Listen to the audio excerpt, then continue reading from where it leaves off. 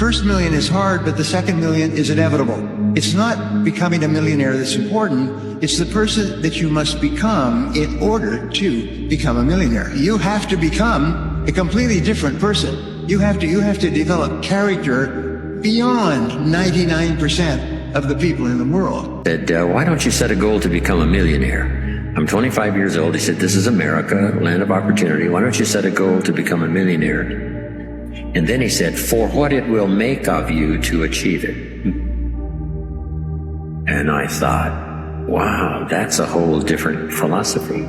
Set a goal to become a millionaire for the person you have to become in order to be worth $1 million. Then he said, once you've become a millionaire, you give the money away, because what's important is not what you got, but the person you became. And I got the message. Don't let your learning lead to knowledge. You'll become a fool. Let your learning lead to action. You can become wealthy. Now here's the best word I know of to go with action. Massive. Massive action is called the cure-all. If you're gonna make calls, make a few thousand. If you're gonna make contacts, make a few thousand. If you're gonna knock on doors, knock on a few thousand. The formula really works like this. Pick up a good idea, take heavy action. Pick up a couple of good ideas, take heavy action. Don't wait till you've learned 2,000 or 3,000 things, because that way you'll use up all the time. And you could wind up smart and broke. And hey, it's okay to be dumb and broke. But if a guy's smart and broke, that's pitiful. So here's one of the major things to do starting tomorrow. Take a look at your game plan. If it isn't loaded with massive action, change it. Tomorrow. Action. Stay small enough, long enough, you'll be big enough soon enough. That means keep the expenses low whenever the money is high. Don't be in a rush to actually get the coloring and all the jewelry and everything like that. I'll see you at the top because the bottom is too crowded, but we never look down on anybody unless we're willing to help them up.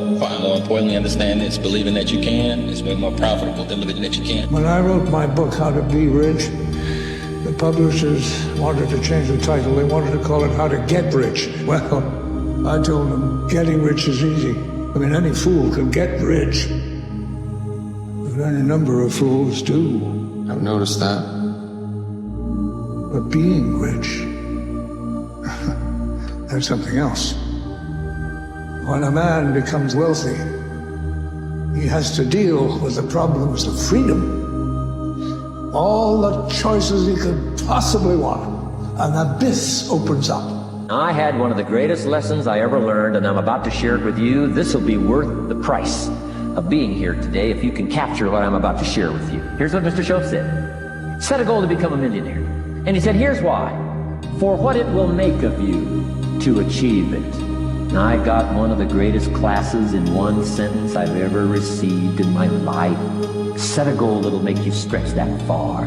For what it will make of you to achieve it. And here's why. The greatest value in life is not what you get.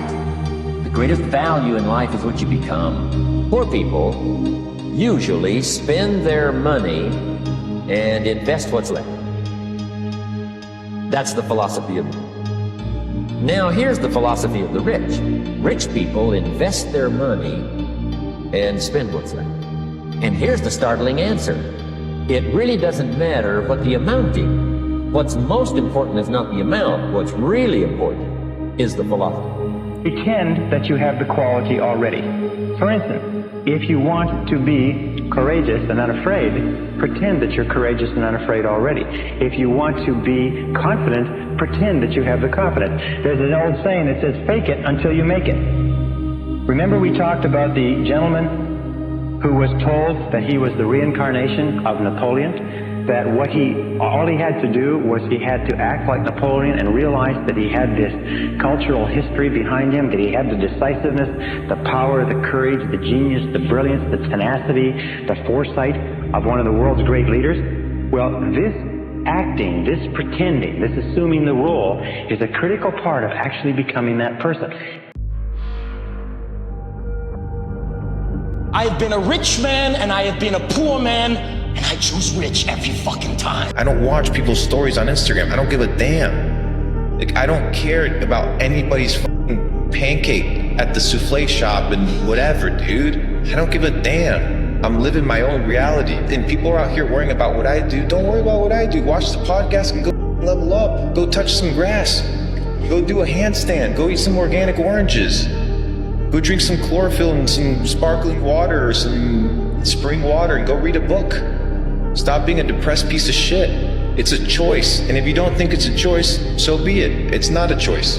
And that's how you'll live your life, like an accident. But the people that want to make it out and they want to win at life, gotta grab life by the balls, bro. Own that shit. If you're already working hard, you're already going to the gym, you're already training, you make sure that you're getting as much muscles as possible, as much money as possible, you're dedicated, you don't sleep in, you don't waste your time, you don't smoke weed, you don't play video games, you're focused on trying to become fantastic as a person. That girl who broke your heart or cheated on you, you can just ignore that girl. Just ignore her, because you're on your ascent. She is likely on her descent. As she gets older, she's going to lose her looks. You're going to continue your ascent, and she's going to have to watch you for the rest of her life be the man that she could have been with, that she's no longer good enough for. Wealth creation comes down to one word: discipline. That's it. The ability to look at something and say, I'm not going to buy that. I'm going to keep that money working for me. Not many people have that discipline. Wealthy people have that discipline. If you meet them later in life, you realize when they were young and had nothing, even the ones that were employees their whole lives that are now financially free, had the discipline to say no. Everything that you desire isn't already yours. You'll never desire something that you already have. So when you say that I want something, that energetically is you saying I don't have it. When you detach and say I don't care if I get it or not, that's you now moving in the same energy as already having it. This is the difference between scarcity and abundance. So know that everything that you want, energetically, you are communicating to this physical universe that I don't have it. This is why we have to move into the energy of detachment, abundance. Abundance energetically says, I already got it, that's why I don't need it.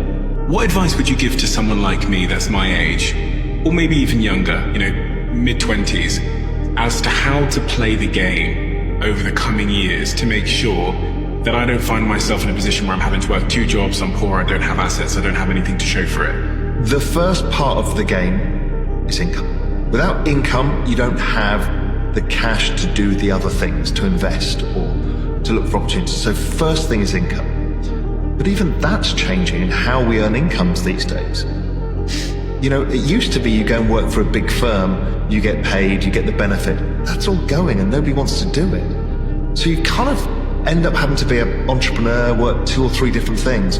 The point being, if you're 20s, do all of that. Work day and night. Really? Do as many things, learn as much as you can, fail as often as possible. What about work-life balance in your 20s? Fuck it. Because that's the time to put in the hard work. Your work-life balance actually comes out later. I'm a big believer in, yes, if you're straight out of university, go traveling for a year or 2. That A, gets rid of the pent-up need, but also gives you a much broader perspective on the world than any other single thing that you can do in your life. After that, you get your head down, and you get your head down probably till your mid-30s. Controversial take. You really can solve a lot of male problems by getting in shape and making money. You still have problems, they're just smaller, and you have more resources to handle them. The world is there for the taking for anyone who can learn from their mistakes, do what they say they were going to do, and stick with it, even if it's not sexy. What used to make a man acceptable now makes you extraordinary. The bar for winning has never been so low. Show me 2 groups of men that need to learn a new skill or achieve anything, where the men that are in shape and have learned to make money do worse than an identical group of those men who are out of shape and have not learned to make money. And it's a skewed, purposefully test, because the skill of getting in shape requires many other skills. The skill of making money has many other sub-skills. And so the real question is, give me a group of more skilled men and less skilled men, and I promise you the more skilled men will do better. And so the idea is all men and women benefit from learning more skills. There's no world where being more skilled hurts you. If you want to become a billionaire, then you have to think like a billionaire. Billionaires do not think about pennies and cents and dollars. They think big, and they think of ways of getting there, not of ways of not getting there. Most people learn how to fail and not to succeed. It's a mindset. It's a mindset. When they developed Tesla, everybody thought, not a new idea. But they were persistent, they were convincing, and they could see something that most people did not see. The same thing with Google, the same thing with Apple. They were providing something that people were looking for, but they did not know how to put it together. So if you want to be a billionaire, you have to start thinking what will work, and not only what will fail. Billionaires look at their experience and say, this did not work, what can I learn from it? You have to change the way you think. Think about it. You will attract more money than you can spend, and it will not surprise you. It will not confuse you. It will not intimidate you, because it will be the result of something greater than effort, greater than education. It will be the result of law. Money does not come to the busy. It does not come to the needy. It does not even come to the deserving. Money comes to the man who has trained his mind to expect it, every hour, every day, without apology, without contradiction, and without fail. The man who is poor in wallet is first poor in thought, but the man who is rich in mind cannot stay broke for long. This is not mere hope. This is not wishful thinking. This is spiritual law, immutable, invisible, and available to you if you listen like your life depends on it, because in a way it does. What you are about to hear is not motivation. It is not entertainment. It is instruction. It is the blueprint to attract more money than you've ever imagined, if you are bold enough to believe. So I say to you, turn off the world, silence your doubts, and give yourself fully to this teaching. The master teacher said, here's the key to wealth and fortune. He who wishes to be the greatest, whether it's in wealth or awareness or uniqueness or response or results, here's the key to wealth, master teacher said. Find a way to become a servant of many. That's the key to greatness. Finding a way to become a servant of many. See, the best way to cure your own bills is to be concerned about other people's bills. The best way to get your own car note paid is to worry about other people's car note, not yours. If you worry about yours, it'll be hard to pay. Worry about others, it'll be easy to pay. See, when you get concerned for other people, what can I do to help you and help you and help you and help you? The more people I help, the more return I get, even if it's only a small percentage. People say, well, I'm grateful here. Thanks for helping me here. You just can't believe. See, that's part of the unique life process. If you help other people, guess what they will do? Share back with you. It's one of those inevitables. Now, once in a while, somebody's mean and greedy and upsets this process, but there's not enough of them to make a difference.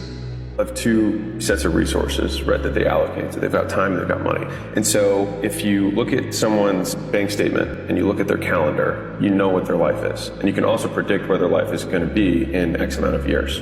And so if someone wants to change what their life is going to look like, you have to reallocate where you're investing the resources that you have. And so from a time perspective, people who are poor, in my opinion, spend a lot of time not doing stuff. And that sounds terrible to say, but like at the base level, they're distracted, they're procrastinating. Right. Well, I would even say not doing anything. Just distracting them. Right. Play video games. Netflix, etc. You know, all that stuff, right? So there's like the base is like they don't do anything. They're purely distracting themselves from their current state, which is hard because it's hard to confront reality. If you're like not happy, it's easier to just distract yourself. Now, the level above that is you've got people who are operating, they are working every day, but they're operating in low leverage opportunities. They're doing things that do not give them a lot of return on their time, right? And so it's like I could work, it doesn't matter how many hours I work at McDonald's, like it's very, very difficult to become wealthy there, right? It's just near impossible. Versus like you could buy a building for $10 million and then sell it to somebody else for $11 million, just get the contract and make $1 million on the exchange.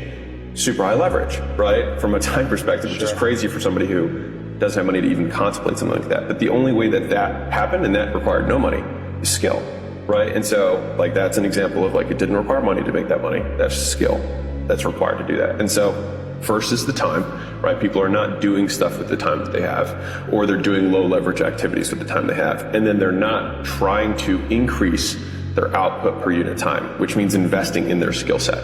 So like one of the easiest ways to gain leverage on your time, and And when I say leverage, just for everybody, like leverage is the difference between inputs and outputs in a system. So, our community said, if you give me a lever long enough, I can move the world. And so to the same degree, if you have enough skills, you can do anything, right? And so skills give you leverage on your time. So you get more out of each unit of time. So if I'm a master cold caller, I will get more sales and calls booked for the same unit of time as somebody who sucks at it. Same time, more output, right? Because they developed a skill at a masterful level. 100%. Yeah. And so when people are allocating their time, they're not by percentage, they're kind of like consuming their time rather than investing their time. So they're either doing nothing or they're consuming the time rather than putting time into getting higher returns on their time, which is education, right? And so education you can have from like the conceptual learnings, watching stuff like this, or the actual do it, right? And so, you learn more. Action, 100%. Failing, messing up, feeling like an embarrassment in the actions, The first 1,000 cold calls you make, the first 1,000 cold emails you do, the first 1,000 doors you knock on, the first 1,000, you'll learn more from that than you'll learn from every single book you read up to that point on a concept. You'll learn, right? And so people don't allocate nearly enough time to that in the beginning.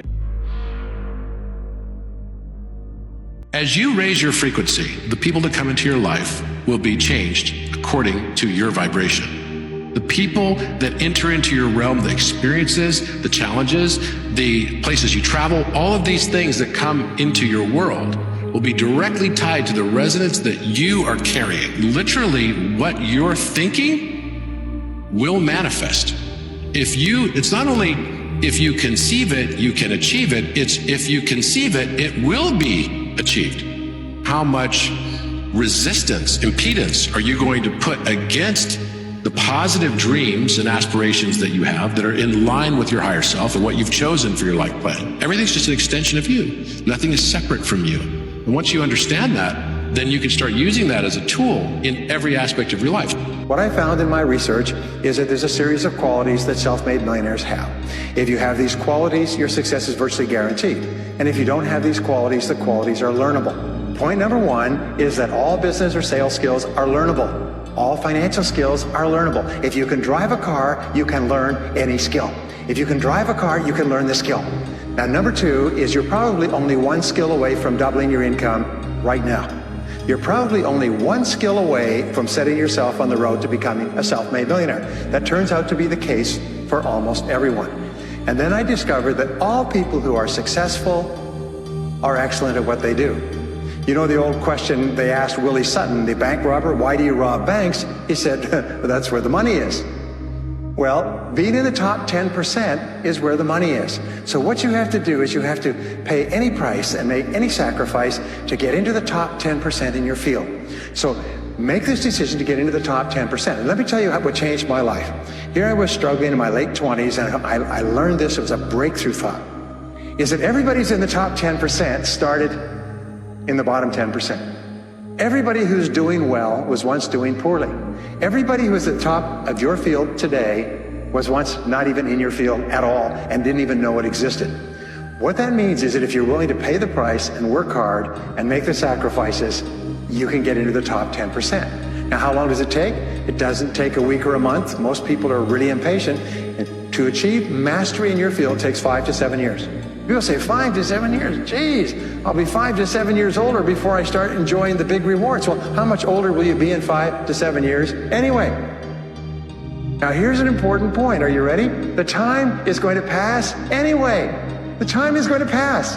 5 to 7 years from now, 5 to 7 years will have passed. The only question is, are you going to be at the top of your field, or are you still going to be down there with the mediocre 80%?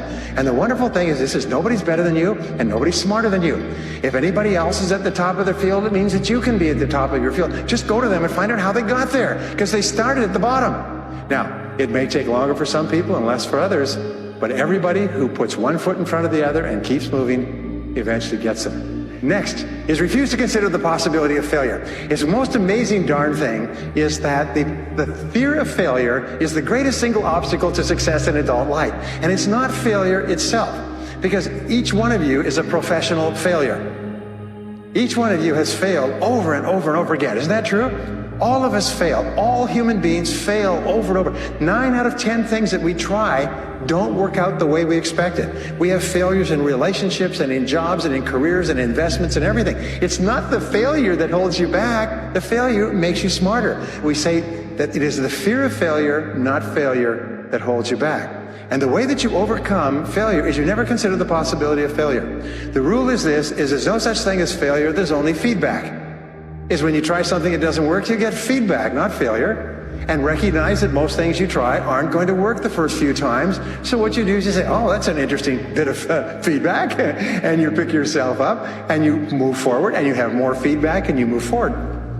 To become a self-made millionaire, you're going to fail over and over again, year after year after year. But your brain has a cybernetic mechanism, which means that every time you try something, you get feedback, which makes you smarter.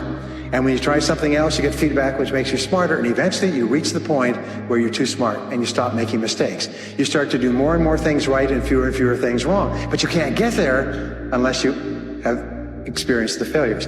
Henry Ford once said that failure is merely an opportunity to more intelligently begin again. Now let me pass on one great rule to you, which has been discovered in interviewing self-made millionaires. Self-made millionaires look into every failure for something good. They say there's got to be something good in this that I can benefit from, and surprise, surprise, they always find it. Second is self-made millionaires always seek the valuable lesson in every setback or obstacle or temporary failure, and they always find the lesson. Now, what do failures do? Failures whine and cry and think about what they've lost and blame their problems on someone else. Successful people say, what can I learn from this that will make me smarter next time? And my promise to you, those who seek find, is that if you go looking for a valuable lesson in the biggest problem that you're facing today, you'll always find the lesson. Here's another possibility. Your biggest problem today could be the biggest gift that you have ever received, because it may contain within it the lesson that will make you successful. If you stop thinking about what happened and who's to blame, and you start looking for the gift within your problem. One thing that all successful people have in common is that they are good time managers. I am going to give you the very finest time management ideas ever developed. The first idea, the most important of all, the core, is goals. What are your goals? What is it that you want to accomplish in the next 1, 2, 3, 4, 5 years? The top 3% in every field have goals. The balance of the population have either very vague goals or no goals at all. So the question you have to ask yourself is, who am I? Where am I going? What do I want to accomplish? Point number 2, which is organized plans of action. Now, what is an organized plan of action? An organized plan of action is where you take your goal, you take your objective, and you write out every single step that you're going to have to follow in order to accomplish that objective. You write it out and you list all those plans of action, all of those different activities, and you organize them together into a plan that you can then implement on a day-to-day basis. The third point in excellent time management is analysis. Make a list. In fact, it's been discovered that if you make a list before you begin any task or job, you will immediately improve your productivity by 25%. The most important reason for using a list, though, is that when you use a list and you work down the list and you check things off, each time you check something off on a list, it gives you a feeling of accomplishment. It's been well said that happiness is the progressive realization of a worthy ideal. Okay, now the fourth principle for effective time management is to set priorities. It's interesting, there are many people who have goals, vague or clear. There are many people who do make plans, but the biggest single problem in human life is setting priorities, determining what is relevant and what is irrelevant. Highly effective people work on the vital few versus the trivial many. Ineffective people work on the trivial many. They work on things that are fun. They work on things that are easy. They work on little tasks, fun tasks, irrelevant tasks, but they keep putting off and delaying working on their major tasks. So the key to success is always be asking this question: what is the most valuable use of my time right now? I'm convinced that if all you did was organize your life and only work on the most valuable use of your time, that alone would be enough to make you an effective, efficient person. The fifth key idea in time management, which I am a fanatic on, is concentration. concentration. Many people come to me in my seminars and they say, well, I never learned how to concentrate. I can't concentrate. How do I learn to concentrate?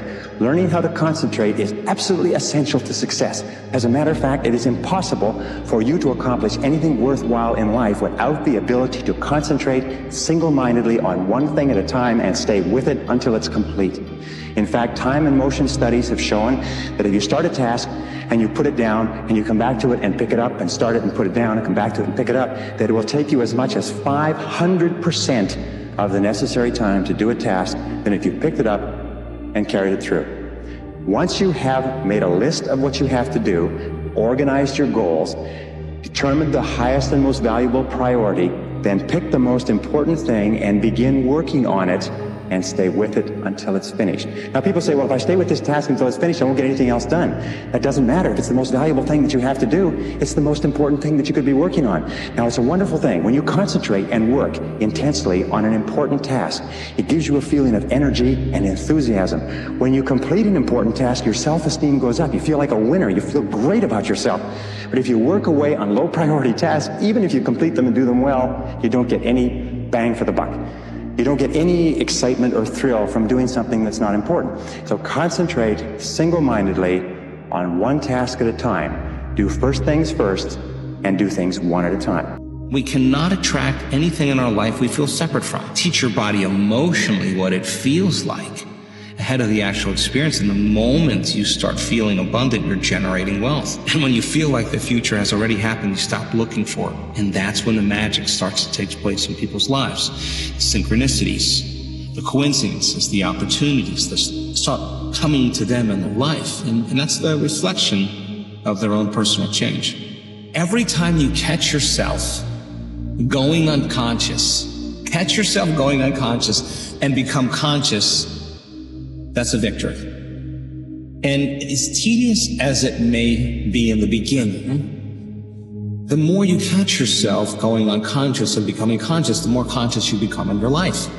And all of a sudden, you begin to pay attention to things that you weren't paying attention to before. His definition of abundance is the ability to do what you need to do when you need to do it, period. And that opens it very wide for all different forms of abundance to come in, because abundance on this planet is represented not only by things like money, but it's represented by synchronicity, it's represented by trade, it's represented by being given a gift, it's even represented by imagination. Because when you use your imagination, it opens up different ideas and different paths you could take that may not require what you thought you needed before. So there are many forms of abundance that allow you to continue to act on your excitement by supporting you in whatever way, and even in whatever combination of ways that they need to. Sometimes you might need a little bit of money. If that's all that comes, then that means the rest of the abundance can come in other forms and add it up to the 100% that you need. So people have to be open to the idea of not insisting that it should look a certain way. Because if they do, then they close the doors through which other forms of abundance can actually come and support them. So abundance is just your ability to do what you need to do, not necessarily what you want to do, what you need to do when you need to do it. Because if you get in life what you need, you will be fulfilled. Sometimes your wants and needs can coincide, but you don't always know when. And in many cases, what people want is not what they need, and it's not what makes them happy. What you need will be given to you through synchronicity and will always fulfill you. I never felt that I was depriving myself when I took money that I saved and invested it. What I was doing is spending my money on the single most important thing to me, which was my financial freedom. In my mind, and this is not going to be true for everybody, but for me, there was nothing money could buy that was more important than my financial freedom, than having of what I thought of at the time as FU money, which gave me the freedom to make bolder choices in my life. There was no car, there was no house, there was no wardrobe, there were no fancy vacations that were more important than that. Now, I did some of those other things because I enjoy other parts of my life. But to me, it's no different if you're sitting there saying, you know, should I buy a Chevy or a Cadillac, right? Well, if you buy the Cadillac, you've got a much fancier car, and maybe people will be more impressed with you than if you buy the Chevy. But if you buy the Chevy, you're going to have a car, you're going to have perfectly adequate transportation, and you're going to have a bunch of money left over to do other things with. It's a choice. Shut up, suit up, show up. Now I'm speaking to myself when I say this. Shut up means stop whining. You know, there are people who don't have food today. There are people whose children are being killed today. There are people who don't have a roof over their... You have tons of things. Shut up, don't whine. Speaking to myself. Suit up means prepare, do your homework. Don't expect life just to present it to you. You have to go out and work hard at something. Show up meaning not show off, but just do the best you can. Step into life, you know. Sooner or later, life knocks us down. Death is the great democracy, but you're here to live it as best you can, by lights that matter within instead of what people around you are saying, you know. And as simplistic as that slogan is, I know a lot of people have copied it and put it on their refrigerator because it's a reminder of this is your life, you're accountable, what are you going to do about that? One of the major reasons for setting goals is for what they make of you in achieving them. My teacher advised me when I first got started at age 25, he said, Jim, why don't you set a goal to become a millionaire? He said, it's got a nice ring to it, you know, enough zeros to impress your accountant. Why don't you set a goal to become a millionaire? And he said, here's why. And I thought, he doesn't need to teach me why. Wouldn't it be nice to have $1 million? He said, no, then you'll miss it. He said, here's why. For what it will make of you to achieve it. I'm telling you, that statement changed my life. Set the kind of goals that will make something of you to achieve them. He said, now, once you become a millionaire, what's important is not the money. I thought, that's kind of strange teaching. He said, honest, it isn't important. He said, you could just give the money away. Now, I did better than that. I lost it all. By the time I was 31, I was a millionaire. By the time I was 33, I was broke. But when I lost all my money, guess what? I found out Mr. Schoaf was right. What was valuable was not the money. What was valuable was what I became to earn the money. The skills I had, the knowledge I had about the marketplace, the values that I had going for me, they were more valuable than the money. And here's an important statement to remember. It's not what you get that makes you valuable. It's what you become. So part of the key here is to set the kind of goals that will make something of you. Don't set them too low so that you don't have to grow and you don't have to read and you don't have to try and you don't have to stretch. Don't set them too low. The moment you start feeling gratitude and wholeness, your healing begins. The moment you start feeling worthy and abundant, you are generating wealth. The moment you walk in a state of empowerment, you are walking towards your success. The moment you are in love with life, in love with yourself, you create a vibrational match. The moment you're in awe of life, you are going to have a mystical experience. And now you are causing an effect. There are some people more successful than others. And I used to think it was goals was the starting point. But you know what the real starting point is? To accept that if it's to be, it's up to me. Or they say that the mark of maturity is when you finally realize that no one is coming to the rescue. That the difference between the mature person and the immature person is the mature person accepts that they're totally responsible for their own life. That they are where they are and what they are because of themselves. Now this is a hard thing to accept. But you have decided exactly every single part of your life today. You've decided your income and your home and your health and your weight. You've decided your bank account and your car. You've decided your job and your future. You've decided every single part of it. Why? It's because you're free to choose. Freedom is a very, very wonderful thing. Tremendous upside, tremendous downside too. But freedom means that nobody imposes anything on you. So where you are and what you are is a result of all of your choices and decisions up to now. If you want to change any part of your future, then you simply change your choices and decisions in the present. The first thing to choose, the first thing to change is to decide what it is that you want. But second of all is to decide that if I'm going to get it, it's up to me. The people that are at zero, what is it that they're typically coming to you to help them with? So I think what they think they want is some tactic that's going to immediately help them start a business. What they typically actually need is the courage to be willing to be wrong and to be willing to have shame by failing at things in front of people whose opinions they care about. Rewind the clock for me, it was probably one of the hardest things that I had to get over. I was a consultant, 22-ish years old. I had a paid-for condo that I bought overlooking the city. And I remember thinking, like, I really hope I don't wake up tomorrow. What was difficult about that was that at that time was when my father was most proud of me. because I was doing everything that was according to plan. You know, he could talk about like his son who graduated 3 years from Vanderbilt, had the good job, like everything was, we're following the plan. But I was living my life to win someone else's game. And when I realized that one of our dreams had to die, either his or mine. To put this in perspective of like how afraid of my father's judgment I was, I left the state and drove across the country halfway through before calling him to tell him that I was gone. And so I'm not trying to be dramatic here, but I'm saying that if you feel a lot of pressure, I get it. Like I tried to leave the job that I was at to pursue just literally anything that wasn't that. Just I wanted to start a business at some point. I didn't know how I was going to do it. I just knew that what I was doing was not the path I wanted to be on. And everybody around me wanted me to be on that path. And so I went to go be like, hey, I'm thinking about doing something else. And, it would always be later, like everything's good, later, And I remember when I called my dad and told him that, he said, understand, why don't you come home, we'll, I didn't tell him that I was gone yet. Like I said, hey, I want to go pursue this fitness thing. He said, cool, come over for lunch, we'll talk about it, and I was like, I'm already gone. And then obviously his tone changed a lot. And, our relationship struggled for, years after that, because I was basically living as what was once his prodigal son goes and takes a minimum wage job as a personal trainer at a gym, like, cleaning floors and stuff to learn the gym business. But I think that I had to accept that there was a timeline where my father would never talk to me again. And I had to be okay with that to pursue what I wanted. How would an abundant person think? Before you reach for your cell phone, start scrolling through your social media, close your eyes and rehearse in your mind how that person would walk, how they would breathe, how they would smile, how they would greet people, how they would be on Zoom calls, how would they be in traffic, how would they be at dinner.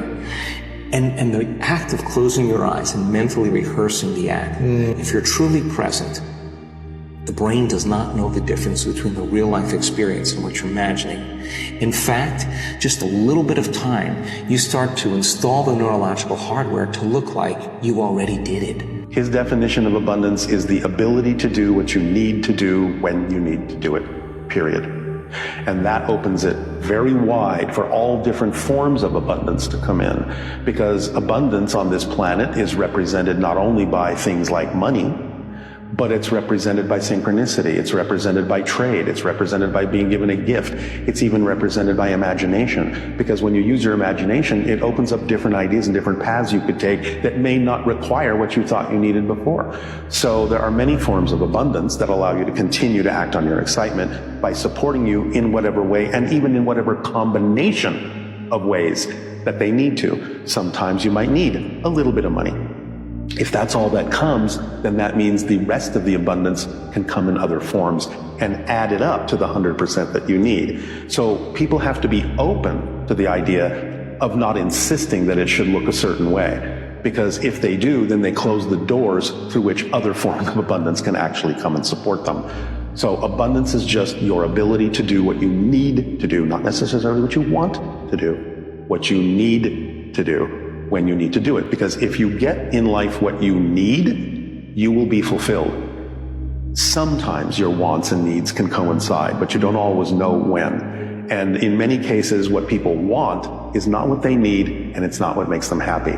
What you need will be given to you through synchronicity and will always fulfill you. We all have problems. Not all of us can deal with the world and war, but we can deal with our own problems. When a problem comes up, one of the best things to say is, all is well, everything is working out for my highest good, and out of this situation, this so-called problem, only good will come, and I am safe. And this is something that's very powerful. All is well, everything is working out for my highest good. Out of this experience, only good will come, and I am safe. And what that does, it quiets your mind down, or my mind down, long enough for the universe to find a solution for the so-called problem. Money is coming. The perfect home is coming. Your new car is coming. The best holidays, they're coming too. In fact, a better life is coming. It can be difficult to believe that, but I am your little reminder. What if everything you're going through is preparing you for what you want? And you will have what you want very shortly if you just keep on keeping on, improving yourself day upon day. You need to let go of what happened yesterday. It's gone and isn't coming back. It's all about tomorrow. Just have faith in your successful future, even although you can't actually see it now. If you are stuck in this loop of being worried about something, nothing's ever going to change.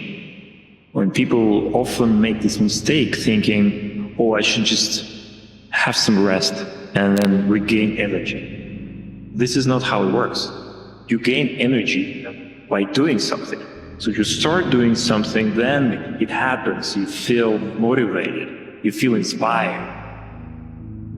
And then ultimately you do something else, a little bit more, and in a few years, who knows, you end up achieving great things. What we know from quantum physics is that like attracts like, which is the law of attraction. Everything in the universe is made up of atoms, right? Me, you, the sky, everything. But what differentiates us from, say, the sky above us is the density and the vibrational frequency of the atoms. High vibrational frequencies attract high vibrational frequencies back to it, and vice versa. Low vibrational frequencies attract low vibe back to it. Thoughts and feelings have different vibrational frequencies. So if we're constantly in this state of anger, shame, regret, guilt, fear, we're operating at a low vibrational frequency. And then that's what we attract back to us, this kind of low vibe life. Whereas if we're constantly putting ourselves in a state of appreciation, gratitude, love, compassion, then we're operating at a whole different frequency. And so what we attract back to us is abundance.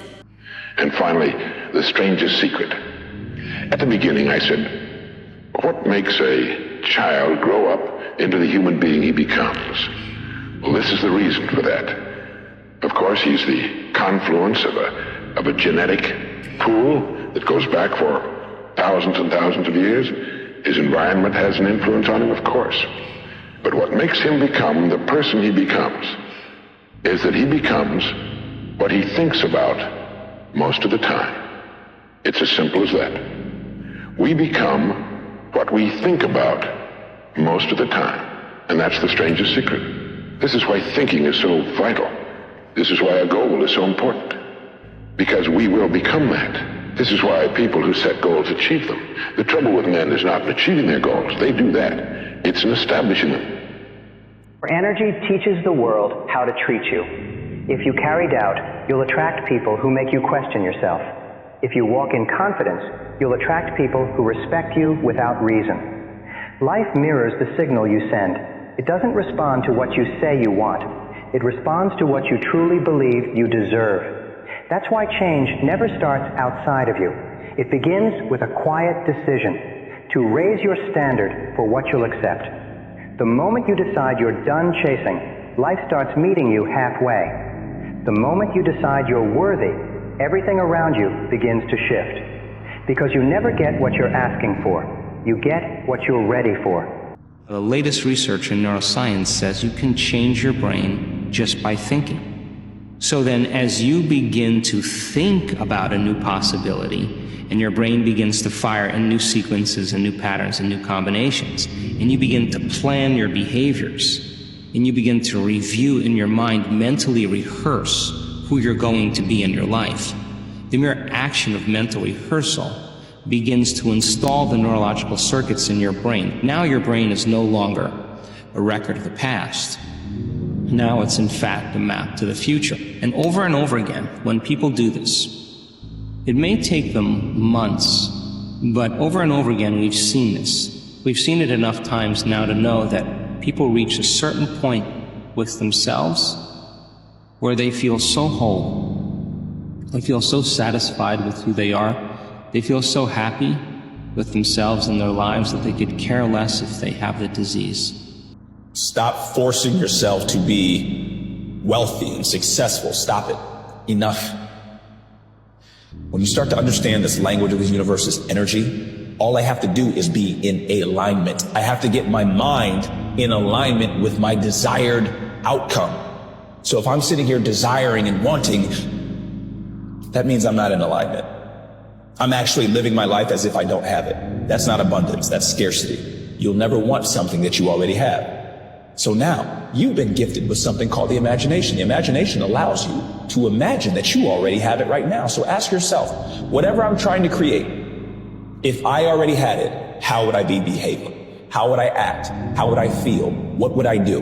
Once you answer those questions, you apply it. And when you apply it, you're moving in the same frequency as already having it. 95% of who we are by the time we're 35 years old is a memorized set of behaviors, emotional reactions, unconscious habits, hardwired attitudes, beliefs, and perceptions that function like a computer program. A person can say with their 5% of their conscious mind, I want to be healthy, I want to be happy, I want to be free. But the body's on a whole different program. So then how do you begin to make those changes? Well, you have to get beyond the analytical mind, because what separates the conscious mind from the subconscious mind is the analytical mind. And that's where meditation comes in, because you can teach people through practice how to change their brainwaves, slow them down. And when they do that properly, they do enter the operating system where they can begin to make some really important changes. Everything that happens in your life is a reflection of what's happening inside you. The people you meet, the opportunities you get, even the problems you face are mirrors showing you what you believe. If you think you're unlucky, you'll keep finding proof that you are. If you think you're chosen, life will start treating you that way. Your outer world doesn't argue with you. It simply agrees with your inner story. So if you want to change your reality, don't fight the world out there. Rewrite the one in here. Think better thoughts, feel better feelings, and hold them like you already lived that life. Because the moment you stop trying to force change and instead become the person who already has it, the world quietly shifts to match you.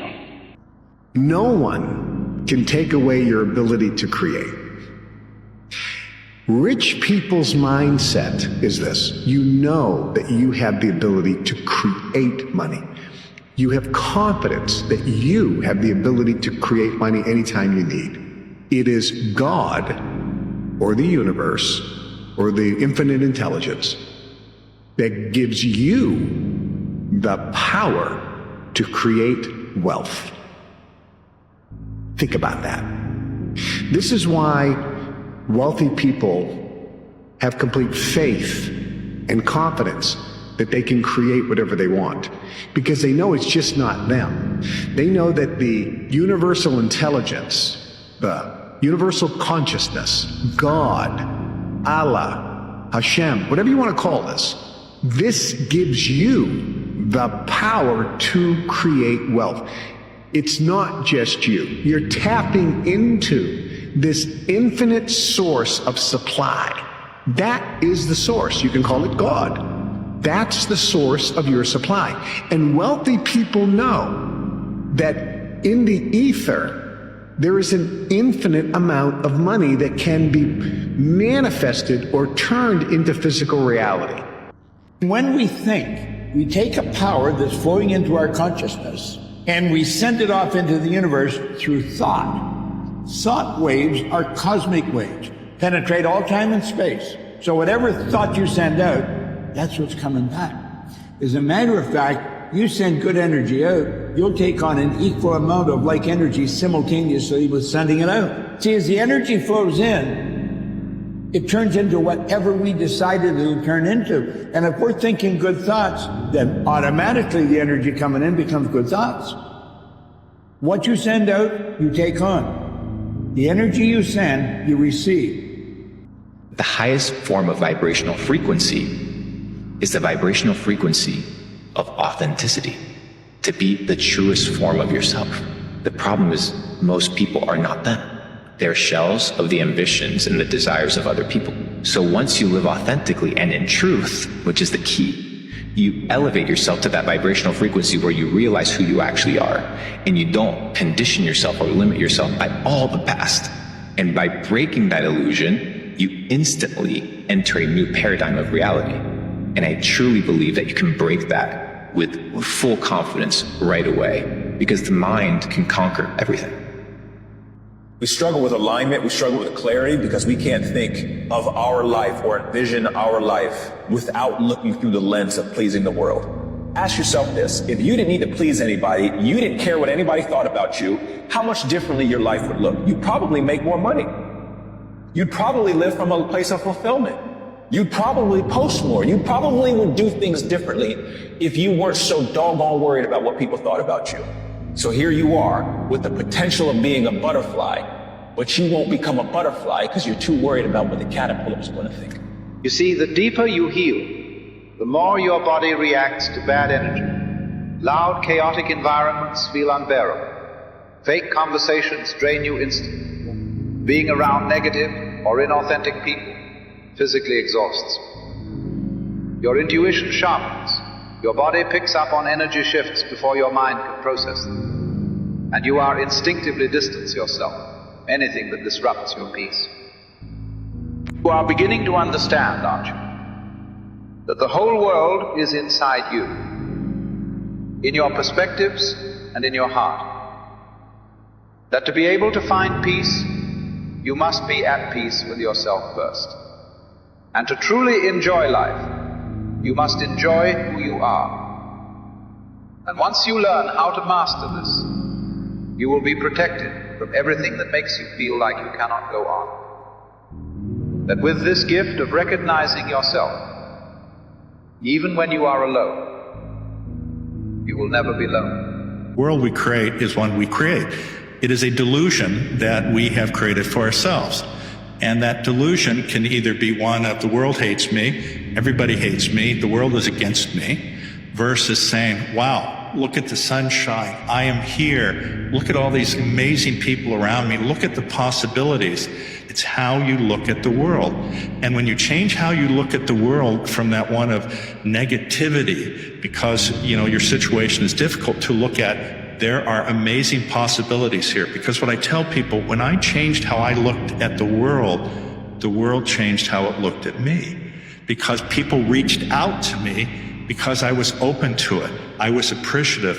I was thankful. I didn't sit there and say, the world hates me, nobody's going to do anything. That energy changes when you change how you look at the world. Every morning when you get up, say over and over to yourself, do it now, do it now, do it now. I do it now, do it now. Whenever you have this tendency to procrastinate, program your subconscious mind with this automatic conditioned command, do it now, do it now, do it now. The key to overcoming procrastination is to develop a sense of urgency. Be the kind of person who gets things done quickly. Be the kind of person who launches fast on a task. Say over and over to yourself, do it now, do it now, do it now. Do you know that less than 2% of the population have a sense of urgency? And that there is not an example of a successful person anywhere who does not have a sense of urgency? That if you just develop a sense of urgency when somebody gives you a task, that you get on it and do it fast, that alone will move you into the top ranks in a very short period of time. Your mind doesn't chase dreams, it follows expectations. Dreams are ideas, expectations are instructions. Your mind moves toward what it believes is normal and possible for you. If you expect things to be hard, you prepare for struggle. You hesitate, you look for problems, and your mind finds them. If you expect things to work out, you act sooner, you think clearer, and you notice opportunities you would have missed before. Not because they suddenly appeared, but because your mind started looking for them. This is how results are created. Your mind filters reality based on what you expect to see. So don't just dream about a better life, train your expectations to match it. Expect progress, expect solutions, expect yourself to handle more than you used to. Because once your expectations change, your mind starts pulling you forward automatically, and your life follows right behind it. Nothing in your life changes until you raise the level of your thinking. Look at where you are right now. Your income, your confidence, your opportunities, your results. They all reflect the level you've been thinking at. When you think small, you choose safe options. You wait for certainty. You avoid risks. And life gives you exactly what you're prepared for, nothing more. But when you raise your thinking, your behavior changes immediately. You speak differently. You act sooner. You stop asking for permission. Your mind begins operating at a higher standard, and your actions follow automatically. You don't need to change everything at once. You need to change the level you think from. Start expecting better results. Start assuming opportunities exist for you. Start thinking like someone who believes growth is normal. Because the moment your thinking rises, your actions rise, your expectations rise, and your life moves to meet that new level. The big truth is that you can be, have, and do anything that you want if you want it badly enough and are willing to make the efforts. That anything that you can hold in your mind on a continuing basis, you can be, have, or do. You will become what you think about. Your only job is to make a very, very clear decision about the person you want to be, the things that you want to have, the goals that you want to accomplish, and then make sure that you feed your mind continuously, day by day, week by week, hour by hour, with words, pictures, images, ideas, thoughts, and information consistent with your goals and your ideals. Keep your mind on what you want. Keep it off of what you don't want, and everything is possible for you. Energy don't lie. The frequency doesn't lie. You know. You walk into a situation, you see something, you hear somebody, you're like, this is off. This is based on energy. Energy doesn't lie. So we have to understand how we communicate and how we actually create our lives. It's happening on an energetic level. It's not happening in the physical world. By the time we get to the physical world, it's just the effect of all these unseen causes. Your mental energy, your emotional energy, your frequency. So this is what I'm trying to tell you. If you focus on the unseen, if you focus on the things that cannot be quantified by science, you will naturally only produce the thing that you were seeking in the physical world. Focus on the frequency, because this is the language of the universe. The only reason why you're not living the life that you actually want to live is because you keep on feeding the life that you don't want to live. It's really simple, but I will say that again. The only reason why you're not living the life that you actually want to live is because you, day by day, keep on feeding the life that you don't want to live. What you think produces energy in the universe that if you think it often enough and long enough, will actually produce a physical result in your life. Our second level of creation is our words. Your word is really a form of energy. You're actually producing energy in the room with what you say.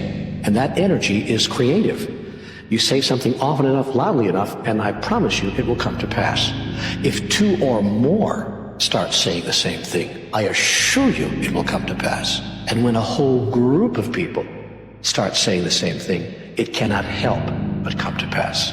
This is called group consciousness, and it's, by the way, why the world is the way it is. In order for you to create a new personal reality, you have to change your personality. In other words, nothing changes in our life until we change. So let's just say somebody wants to have a goal to make a certain amount of money. Yes.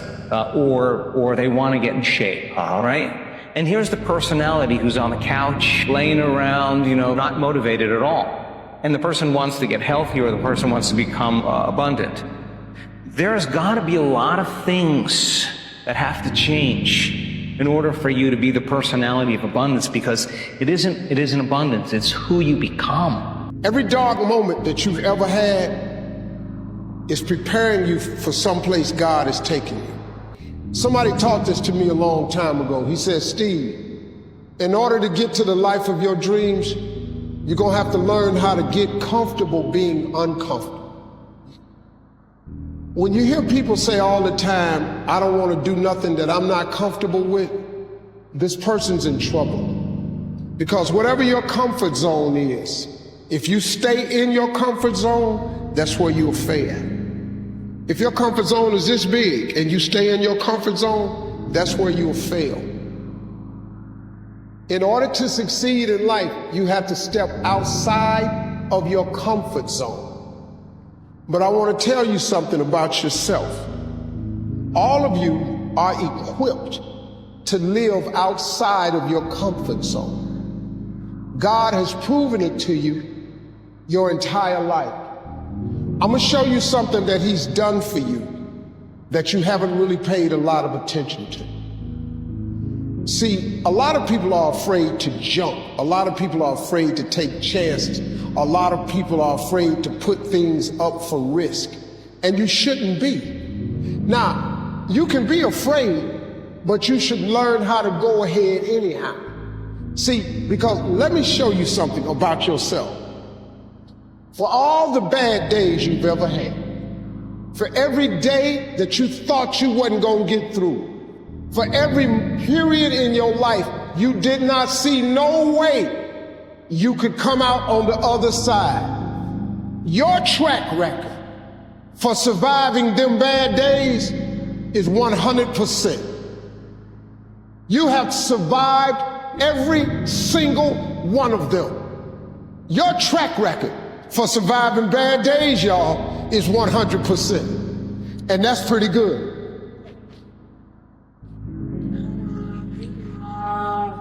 You can't name one bad day you ain't got through. When you lost your mother and you felt like your whole world was crumbling, because I thought I was gonna die, man. When my mama left here, boy, let me tell you, that's the worst I've ever felt in my life to date.